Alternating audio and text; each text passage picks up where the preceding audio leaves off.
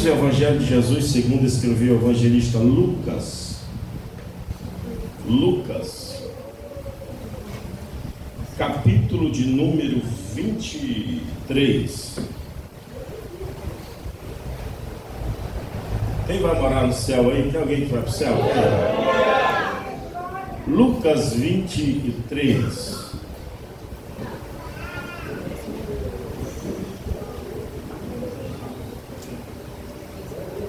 Posso pregar, irmãos, de verdade hoje?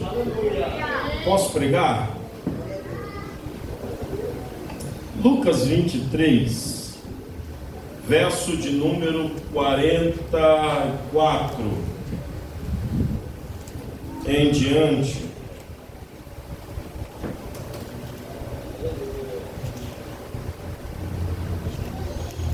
Diz assim o texto bíblico: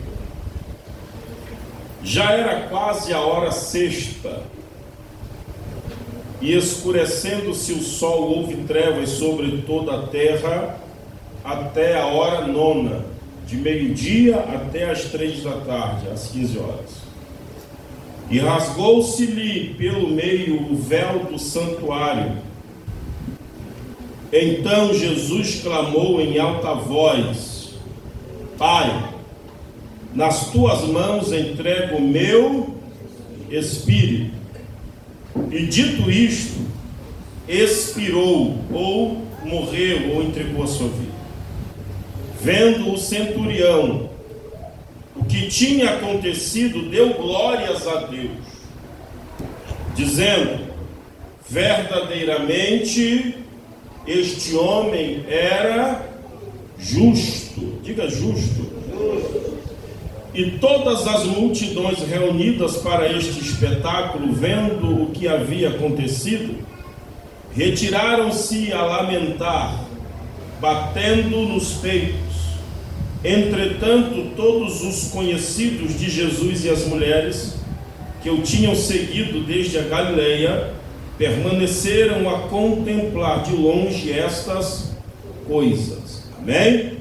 Pode tomar o seu assento, meus irmãos? Pode tomar o seu assento nessa noite?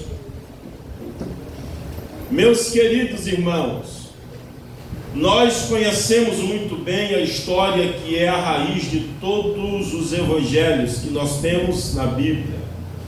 A história que é a raiz de todo o evangelho é a história de Cristo. E toda aquela geração, os judeus esperavam um Cristo, um remidor ou um rei. E eles esperavam que esse rei fosse alguém que pudesse vir para mudar, para transformar, ou para aliviar todo o fardo que estava sobre Israel.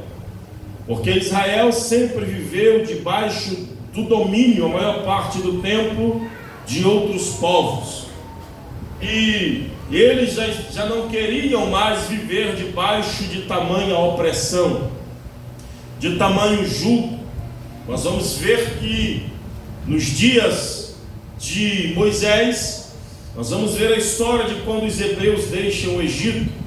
E a história bíblica vai narrar dizendo que pelo menos 400 a 430 até 450 anos, Israel viveu debaixo de um forte jugo de Faraó.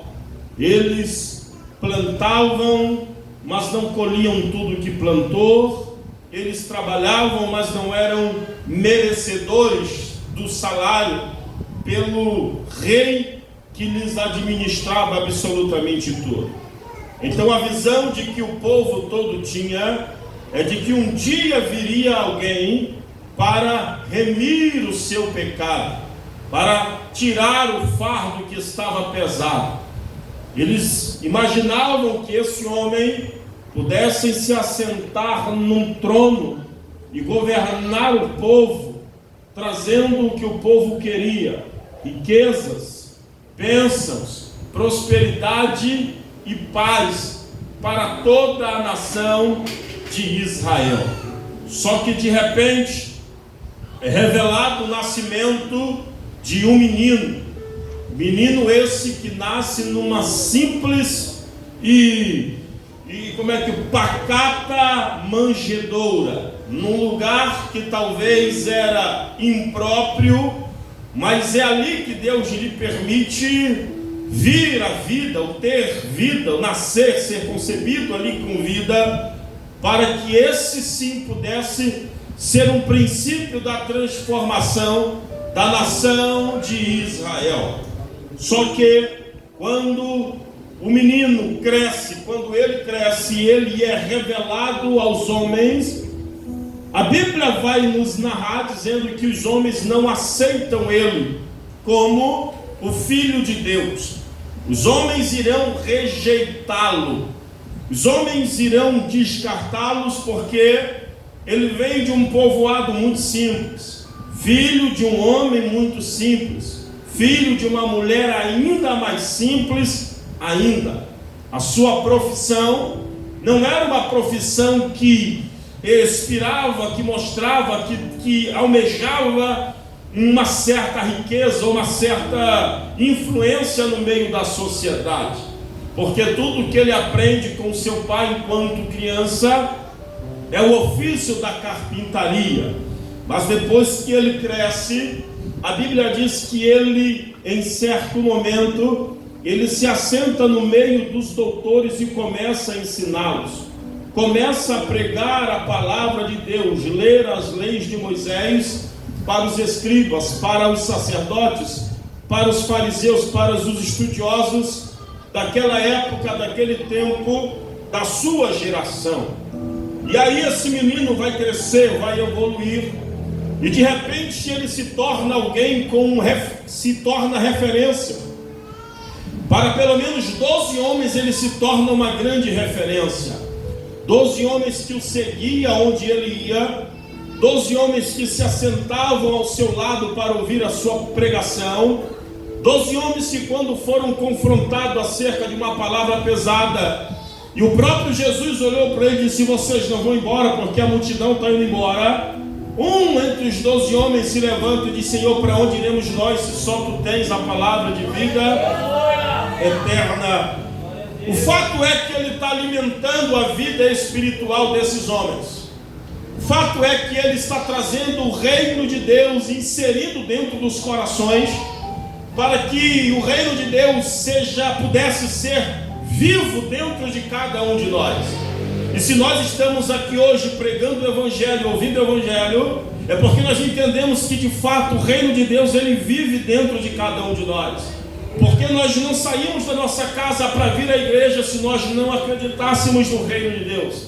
Nós não sairíamos do nosso conforto e entraríamos num lugar como esse, com pouca estrutura física para acomodar as pessoas, se nós não crescemos no reino de Deus, no seu poder, na sua glória, na sua majestade, principalmente na sua justiça. Só que tem uma mensagem que ele sempre deixou evidente para os seus discípulos.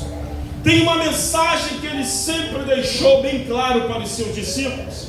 Que mensagem é essa, pastor? Ele sempre disse aos seus discípulos que haveria um dia que ele teria que ir para o Pai, que ele teria que ser devolvido ao Pai, que ele ia ver se haveria lugar para os seus discípulos, e se não houvesse lugar para eles, ele mesmo iria e prepararia lugar para todos os seus. Ele está trazendo aos seus discípulos a mensagem que eles não queriam acreditar. Pedro não acreditou ou não aceitou quando ele disse que era necessário ele padecer, a ponto de Pedro falar para ele, dizendo, repreendê-lo, dizendo: Senhor, se o Senhor for a morte, eu irei contigo e morrerei também juntamente contigo. Tem coisas que Jesus falou para os seus discípulos que nós hoje, tendo o pleno conteúdo das suas palavras, nós até podemos olhar para os discípulos e dizer que Pedro era um camarada incrédulo. Nós podemos olhar para os discípulos e dizer que João deveria ser um pouco mais afoito, mais agressivo, do que ser alguém que ficasse só chorando no peito de Jesus. Mas a grande verdade é que só sabe os apertos quem passa ele. A grande verdade é que só sabe das lutas quem luta as guerras que só você luta dentro da sua casa. só sabe as dificuldades, você que passa todos os dias pelas dificuldades que você passa. Então os discípulos, eles acreditavam que Jesus era o Filho de Deus, a ponto de que Jesus reuniu seus discípulos e perguntar para eles, dizendo: olha, o que é que os homens dizem ao meu respeito?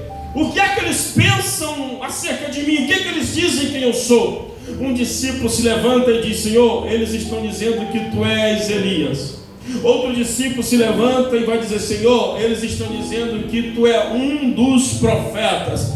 Aí Pedro se levanta e vai dizer: Senhor, nem Elias e nenhum dos profetas, eu sei que tu és o Filho de Deus. Pedro tinha esse entendimento, mas todas as vezes que Jesus falava que era necessário ele passar um processo de morte para que nós pudéssemos ter vida, essa mensagem não era aceita pelos seus discípulos. Essa mensagem não era bem recebida. Por quê, pastor? Porque eles criaram um carinho tão grande, eles criaram um afeto tão grande, eles criaram um amor tão grande que eles não conseguiam se ver ou se enxergar sem a presença de Jesus. Eles não conseguiam se imaginar viajando e sem Jesus no barco, indo para uma cidade e sem Jesus numa caravana, subindo ao monte e sem Jesus para chamar a atenção, porque eles dormiam no momento da oração. E na nossa vida, nós que servimos a Deus, olhamos para a nossa realidade e comparamos com o nosso passado e podemos ter a perfeita percepção de que não dá mais para viver sem Jesus na nossa vida, de que não dá mais para caminhar sem Jesus na nossa casa, na nossa família, no nosso casamento, na nossa história. Não dá mais para viver sem Ele. Só que chegou o dia, diácono Geliel, um dos discípulos, Judas, desesperado, resolve trair Jesus. Com um beijo ele é traído. E Jesus, mesmo sendo traído, nos ensina o que é o amor. Aleluia! Porque mesmo sendo traído, ele não xingou Pedro, ele não bateu, ele não xingou Judas, não bateu em Judas, não pediu para ninguém falar nada, criticar Judas. Ele disse: amigo, com um beijo tu me traíste, ou tu traíste o Filho do Homem. Chegou o dia que Jesus foi preso no lugar em que ele orava. Chegou o dia que ele foi levado para um quarto escuro. Bateram nele, surraram ele, colocaram ao seu redor, cobriram ele com um lençol. Quando ele tira esse lençol pela manhã, ou quando os soldados vêm pela manhã tirar o lençol que está sobre o seu corpo, o lençol já tinha secado junto com as feridas. Quando eles puxam aquele lençol, as feridas que já estavam sobre Jesus, elas abrem e começam a sangrar. Você conhece a história, eu conheço a história, nós conhecemos a história. Ele foi para um julgamento. Num julgamento, os homens que ali estavam, pagos pelos sacerdotes daquela época, pelos fanáticos daquela época, disseram: olha, solta Barrabás e crucifica Jesus. Sabe por quê? Porque eles estavam desapontados. Eles não imaginavam que o rei que viria sobre Israel era um homem lá de Nazaré, filho de Maria e de José, criado dentro de um ambiente onde se fazia móveis. Vocês sabem o que eles queriam? Um rei que chegasse num cavalo, um rei que chegasse com súditos. Mas quando eles olharam aquele que se dizia o Filho de Deus, eles não acreditavam. Por quê, pastor? Porque ele era um homem simples e humano, assim como você, assim como eu. Mas assim como você e assim como eu, ele era um homem sujeito também ao pecado, mas não pecou. Ele era um homem sujeito ao erro, mas não errou. Ele era um homem sujeito a falhas, mas ele não falhou. mas eu e você erramos, eu e você falhamos, eu e você pecamos. Aí eu lembro do que João disse no capítulo 3, no verso 16, que diz assim: e Deus amou o mundo de tal maneira, Deus amou o mundo de tal maneira. Quando Deus olha para o mundo, Ele não enxerga o homem na sua natureza plena, né? Ele não enxerga os traços espirituais do homem, mas Ele enxerga o homem na sua natureza caída, pecaminoso, cheio de falha, cheio de erro. Aí o texto diz: e Deus amou o mundo de tal maneira que deu por Ele o seu único filho, para que todo aquele que nele crê. Olha para cá. Se hoje você for num centro de macumba, o macumbeiro também acredita em Deus. Se hoje você for num centro espírita, o espírita também acredita em Deus. Se hoje você entrar num salão das testemunhas de Jeová, eles também acreditam em Deus. Se você entrar dentro de um salão de maçonaria, eles também acreditam em Deus. Se você falar com quem é praticante da Umbanda, Quimbanda, Candomblé, Mesa Branca, eles também acreditam em Deus. Como assim, pastor? Eles também acreditam em Deus. Aí quando eu olho para dentro da minha Bíblia, no Evangelho de Mateus, capítulo 7, aqui nós vamos ver a ação e a mão de Deus agindo, a peneira de Deus passando. Por quê, pastor? No versículo de número 13 do capítulo 7 do Evangelho de Mateus diz assim: entrai pela porta estreita, porque larga é a porta e espaçoso o caminho que conduz para a perdição, ou glória, e são muitos os que entram por ela, porque estreita é a porta e apertado o caminho que conduz para a vida, e são poucos os que acertam, aleluia, ou que entram por ela. Aí eu volto para João 3,16, porque Deus amou o mundo de tal maneira que deu por ele o seu único filho, para que todo aquele que nele crê não pereça. Sua casa não vai perecer, sua família não vai perecer, seus filhos não irão perecer, os seus familiares não irão perecer, o seu casamento não vai perecer, a sua vida não vai perecer. Aleluia, eu vim aqui liberar uma palavra pastoral para você, para mim, para nossa casa. O que é, pastor? 2025 será um ano de salvação no meio da sua parentela. 2025 será um ano de libertação no meio da sua casa. 2025 será um ano que o Espírito Santo marcou para começar uma grande transformação dentro do seu lar. Olhe para cá. Só que Jesus disse: é necessário que eu vá. Vá para onde? Vá para o Pai. Jesus agora é colocado no madeiro. Tem as suas mãos e os seus pés cravados com cravos de aproximadamente 17 centímetros, ou até mais.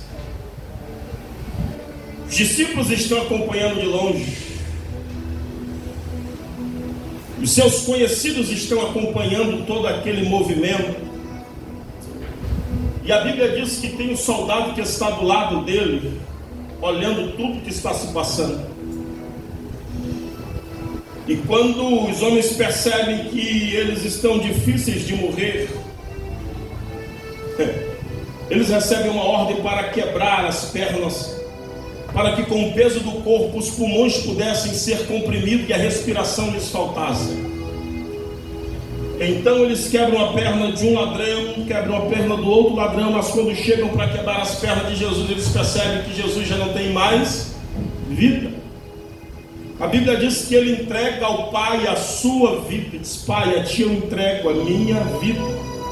Ele expirou.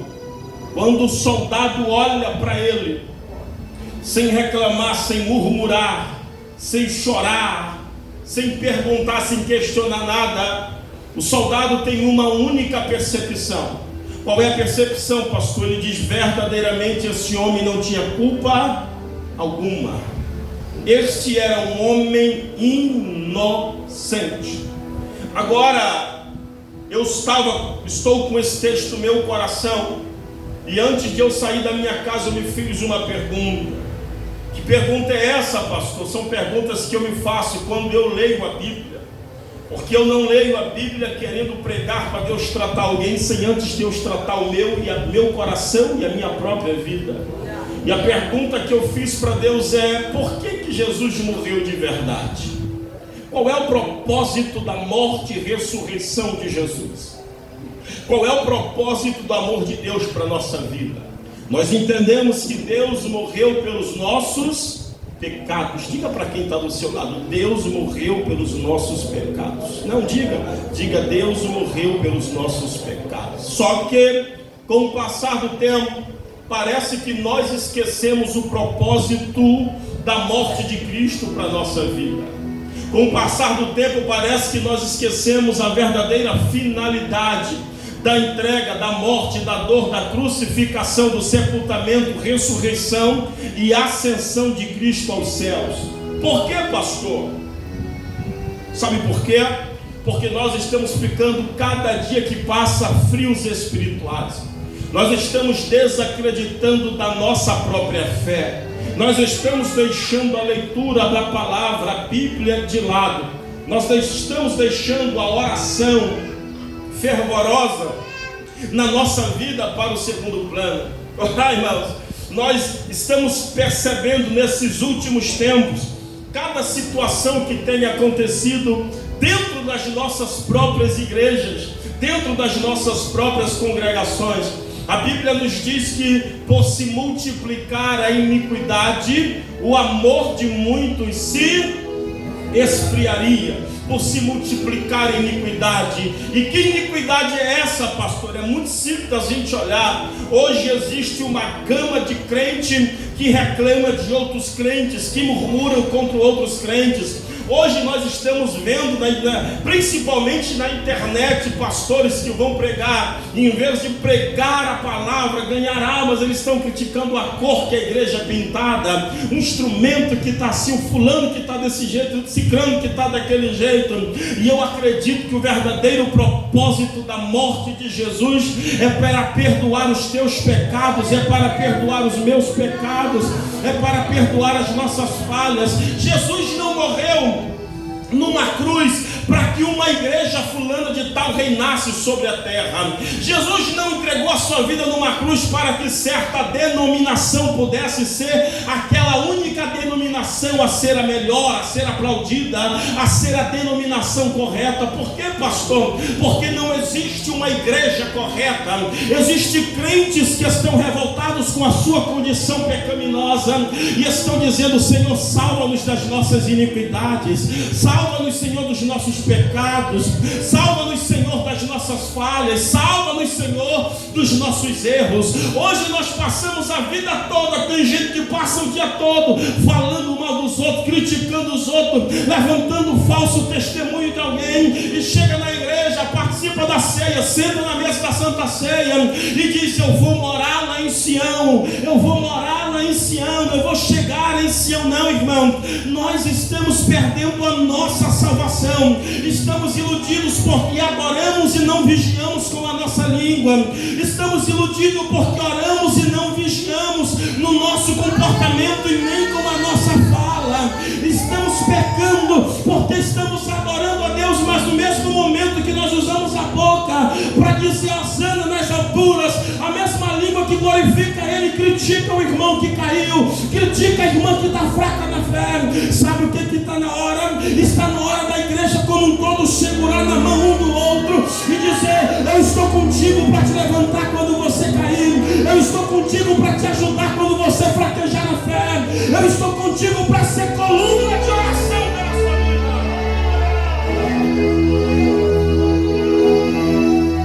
Olhe para cá. Jesus não morreu para que eu e você tivéssemos uma vida tranquila. Jesus não morreu para que eu e você pudéssemos apenas desfrutar das suas bênçãos, das portas que Ele abre, das coisas que Ele nos proporciona todos os dias. Tem gente, pessoas, que olham para Cristo e enxergam em Cristo um amuleto de sorte. Acham que Cristo é um amuleto da sorte. Querem Jesus quando precisam de um emprego, quando precisam de uma resposta, quando precisam de uma porta aberta, quando precisam de um milagre. Mas Cristo também está na dor que você sente. Cristo também está na luta que você passa. Cristo também está na adversidade que você precisa suportar para estar de pé todo dia. É por isso que ele disse: vinde a mim vós que estáis cansados e sobrecarregados, e eu vos aliviarei. Ele não está dizendo eu vou tirar o fardo, ele não está dizendo eu vou tirar a luta, ele não está dizendo eu vou tirar a prova, ele está dizendo eu vou colocar o meu jugo que é suave, eu vou colocar o meu fardo que é leve. Irmão,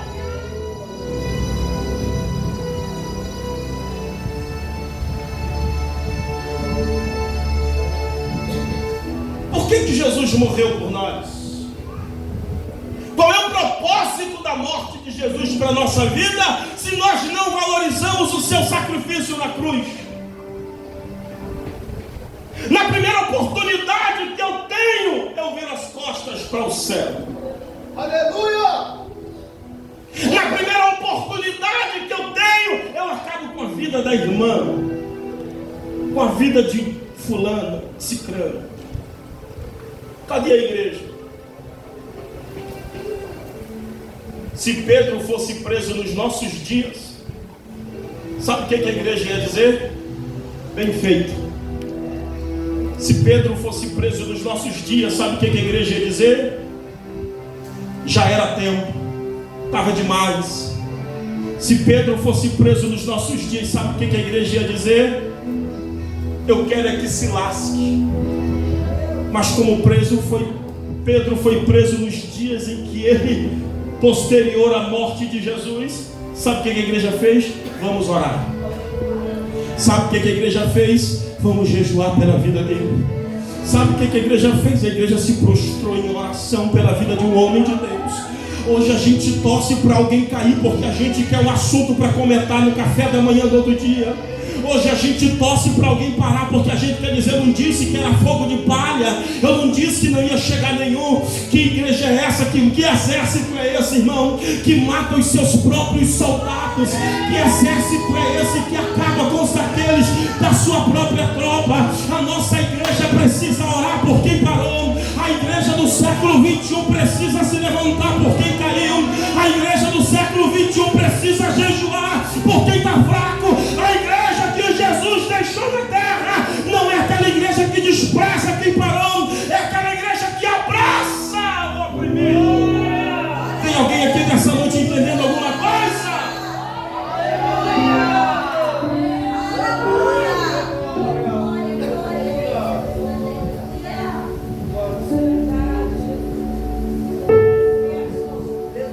Outro dia eu conversando com alguém, ou eu tentei conversar com alguém outro dia,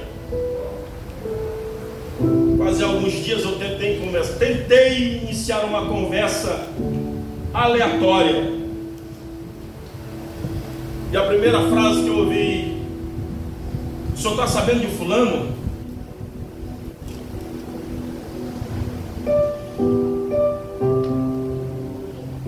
E a primeira coisa que eu respondi: não, e nem quero saber. Se for coisa ruim, só vamos orar.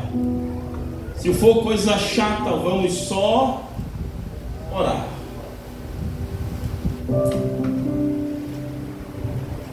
Porque nós precisamos fazer com que o DNA de Deus que está em nós seja visto por aqueles que estão lá fora. Quantos crentes que eu conheço, quantas pessoas que já serviram a Jesus, saíram da igreja, foram para o terreiro, porque lá se sentem mais acolhidos e mais amados do que dentro da igreja. Quantas pessoas que eu conheço que deixaram a igreja e se jogaram no mundo porque se sentem melhor no mundo do que dentro da igreja. Será que foi esse modelo de igreja que Jesus deixou? foi esse modelo de igreja de eu não ir com a cara do irmão, no outro dia eu não vou mais na igreja porque eu não vou com a cara do irmão? Que céu é esse que nós falamos que estamos indo? Que Deus é esse que nós falamos que estamos servindo? Não existe 4, 5, 6 céus, não existe 10 Jerusaléns, não existe 20 Sião, não existe 10 cidades santas. Existe um só Deus, um só lugar, um só santo, uma só palavra, um só reino, um só povo, um só sangue, uma só cruz e uma só ressurreição. Que Deus é esse, irmãos? Será que esse é o modelo de igreja? Porque quando estamos inconformados, não assumimos os nossos erros, mas achamos o culpado para levar a culpa por nós.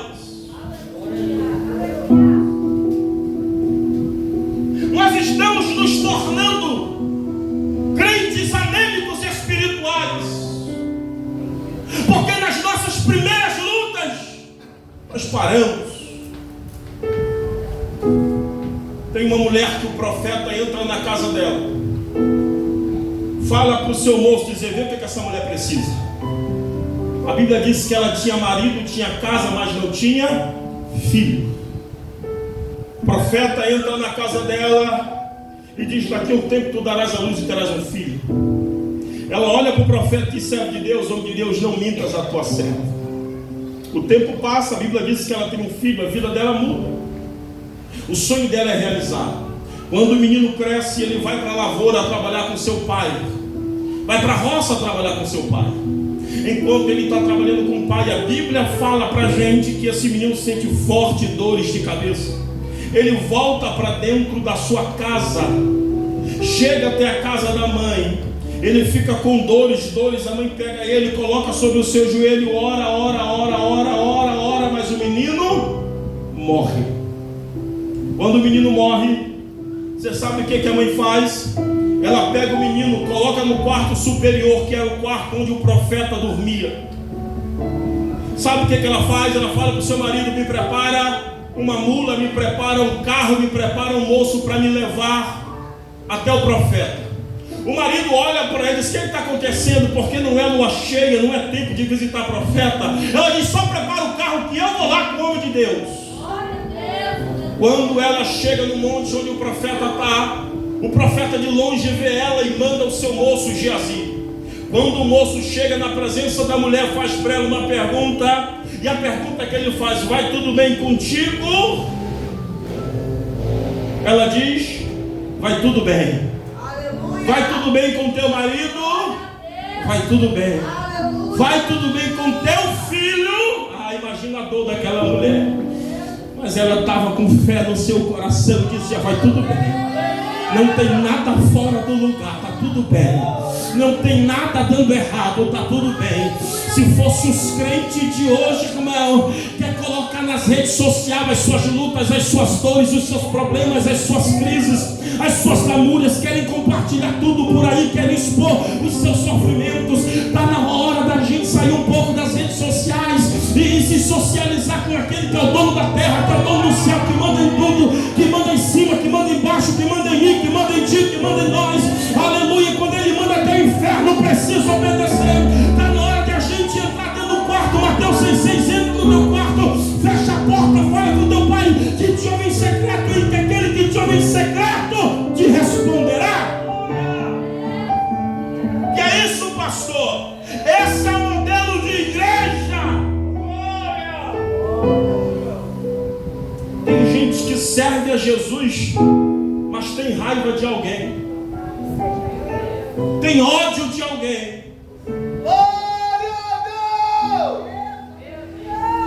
Vai tomar ceia,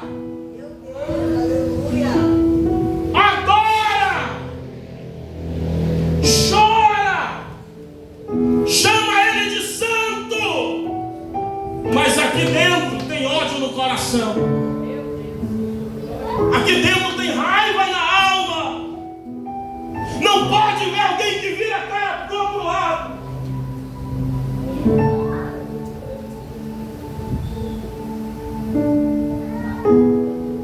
Não foi por isso que Jesus morreu.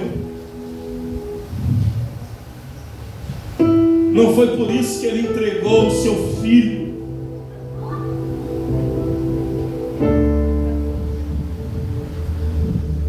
Não foi por isso que Ele entregou a sua vida. Aleluia. O que está faltando dentro de nós é amor de verdade.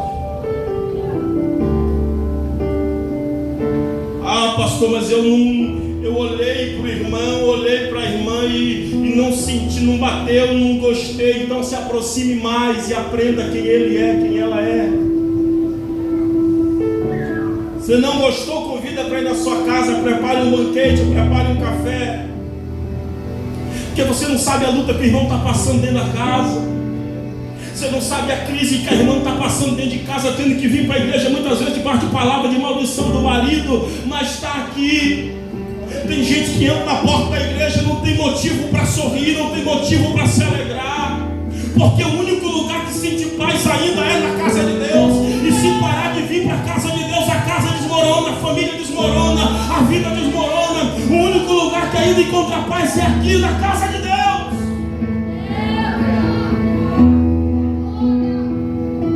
Jesus não morreu para a gente fazer panelinha e criticar alguém. Jesus não morreu para a gente ficar murmurando pelos cantos, reclamando. Glória a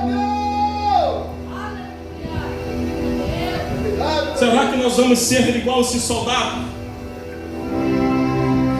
Depois da morte de Cristo, será que nós vamos dizer: ele verdadeiramente não tinha culpa alguma?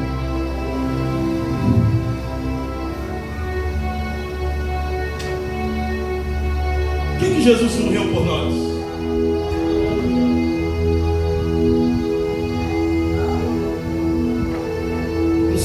Eu estava essa madrugada trabalhando.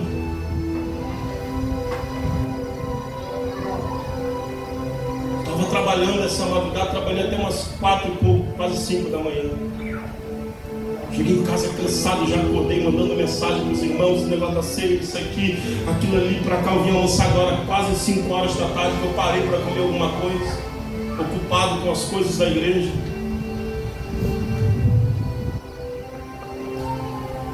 Irmãos, nós vamos cear, mas que o nosso alvo seja Jesus. A gente não pode parar por qualquer coisinha.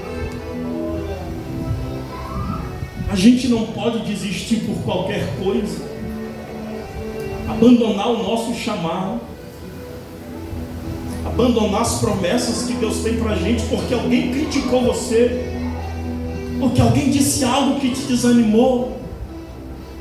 Entenda uma coisa, irmãos, não fui eu que morri por você, não foi o irmão que está do seu lado que deu a vida por você, não foi quem lhe criticou que deu a vida por você. Quem deu a vida por você foi Jesus Cristo de Nazaré. Eu vou repetir mais uma vez: quem foi até o madeiro foi Jesus Cristo de Nazaré. Sabe por que ele morreu? Porque ele acreditou em mim, porque ele acreditou em você, porque ele entende que você tem capacidade para ser melhor do que você é hoje, do que nós somos hoje.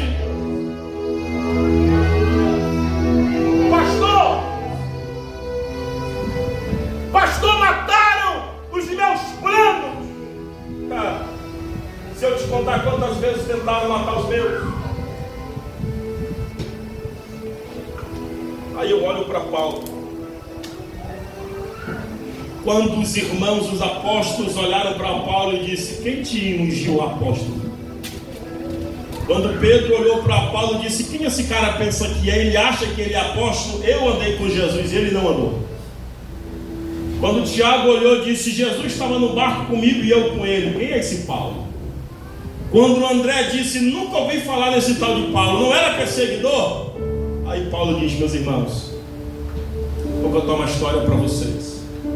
Eu estava indo para Damasco para prender alguns irmãos de entre vós, e eu vi uma grande luz, e aquela luz tirou a minha visão humana. Eu perdi a minha visão humana e eu caí com meu rosto em terra prostrado. Os meus amigos que estavam comigo, eles foram embora e me deixaram só. Eu entrei, alguém segurou pelo meu braço e eu entrei até a cidade de Damasco. Quando eu entrei na cidade de Damasco, me levaram para a casa de um irmão que eu nunca vi, não sei quem é. Fiquei 3 dias sem ver absolutamente nada. Quando foi no 3º dia, chegou um irmão trêmulo, colocou a mão sobre mim e me disse: Saulo, meu irmão. Colocou a mão sobre mim, os meus olhos, as escamas que estavam sobre os meus olhos caíram em terra.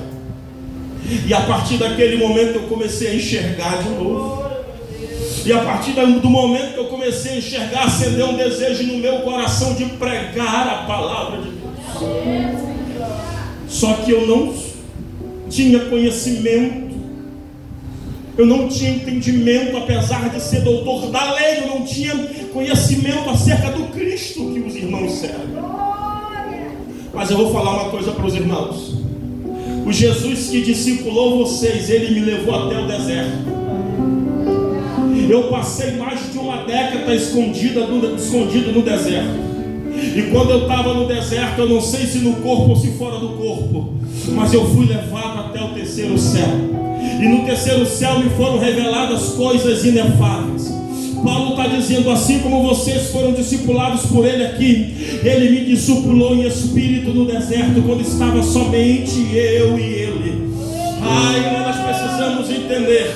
O apóstolo Paulo está ensinando os apóstolos acerca do discipulado de Cristo, e está dizendo para eles: eu também tive minha experiência com ele, e eu digo a vocês também, meus irmãos, que assim como vocês são escolhidos, eu também sou um eleito do Senhor. Aí Paulo escreve a maior de todas as palavras para a vida de quem está fraco e quer parar. Ele diz para quem está fraco: sabe, vocês que estão fracos, desanimados, eu tenho uma palavra para vocês. Eu não sei vocês, mas eu ainda continuo seguindo para o alvo que é Cristo, caminhando em direção do prêmio da soberana vocação. Aleluia. O apóstolo Paulo está dizendo: eu não vou parar, ainda que o mundo me persiga, eu não vou parar, ainda que os meus adversários queiram a minha cabeça, eu não vou parar, ainda que o mundo inteiro se levante para mim, eu não vou parar. Eu prossigo para o alvo. Eu estou cansado, mas eu prossigo para o alvo. Eu estou fraco, mas eu prossigo para o alvo. Eu estou desanimado.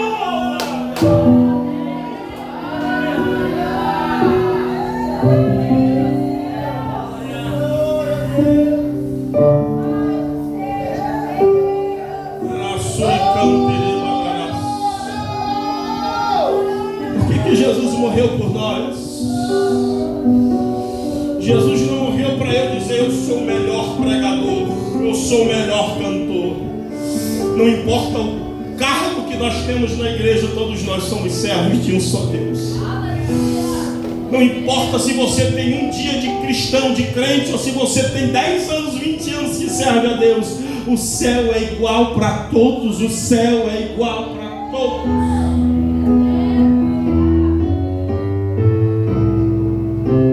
Uma vez eu estava pregando,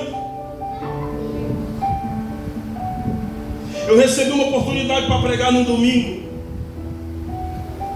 Eu me preparei tanto para pregar, eu sempre andava preparado, mas quando eu recebi o convite do pastor, eu me preparei ainda mais para pregar naquele domingo. A igreja cheia, muito cheia na igreja. Tinha cadeira até perto do altar, o altar estava cheio de gente, e as cadeiras aqui pertinho. E eu comecei a pregar.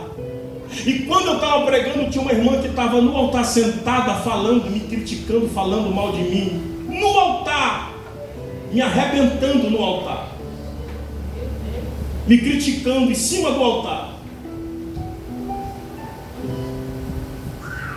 E quando eu termino, irmão, eu não sou de tirar satisfação com ninguém, porque eu gosto de resolver tudo no joelho. Você não vai ver o pastor procurando saber, não. Eu gosto de entrar no meu quartinho e orar. Eu pregando aqui, eu ouvia, mas eu estava tão conectado com a palavra que eu não estava nem aí, irmão. Naquele dia eu ganhei mais de 25 almas para Jesus. E quando eu terminei de pregar, a mãe do pastor se levantou e ela foi lá tirar satisfação, em vez de eu ir lá. Ela foi lá com a irmã.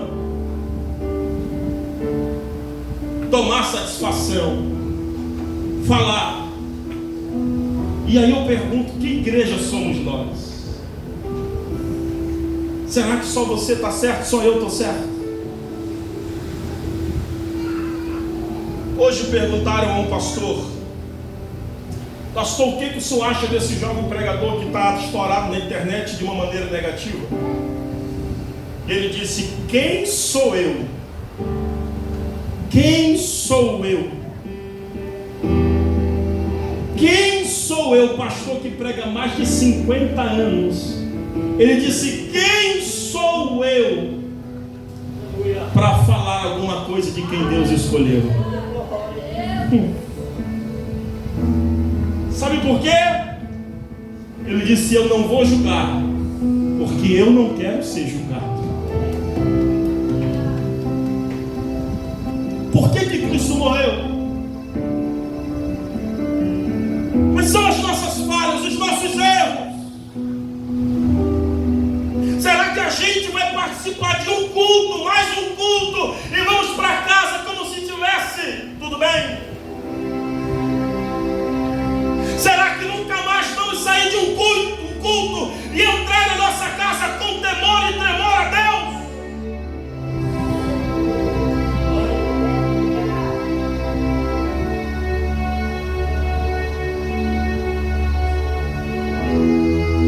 Precisamos voltar a temer aquele que é o dono das nossas vidas.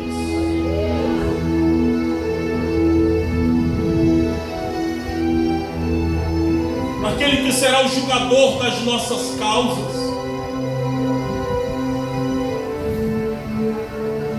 Curve a sua cabeça, feche os seus olhos.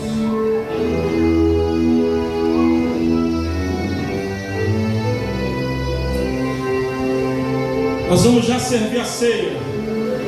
Eu já peço até que os diáconos se posicionem para nós servirmos a ceia.